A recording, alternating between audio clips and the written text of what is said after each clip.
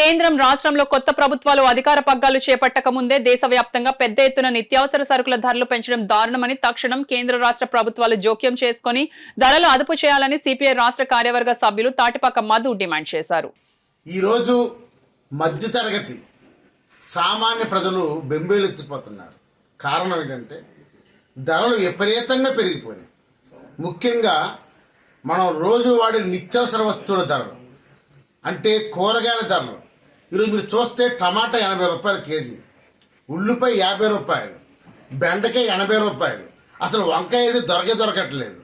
అంటే కూరగాయల ధరలన్నీ కూడా ఆకాశాన్ని అంటుకున్నాయి. మరోపక్క సబ్బులు, నూడిల్స్, ముఖ్యంగా పెద్దవాళ్ళు వేసుకునే షుగర్ ట్యాబ్లెట్లు, మొత్తం ఔషధ కంపెనీలు అన్నీ విపరీతంగా పెరిగిపోయినాయి. దీంతో మధ్యతరగతి వర్గం చాలా ఇబ్బంది పడుతుంది. అందుకని చంద్రబాబు చెప్పే సలహా ఏంటంటే దయవుంచి ఈ ధర మీద నియంత్రణ పాటించండి.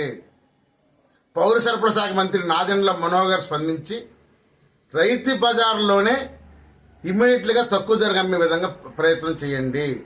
అలాగే వివిధ ప్రాంతాల్లో టెంట్లు వేసి ప్రజలకు అందుబాటులో ఉండే విధంగా నియంత్రించండి.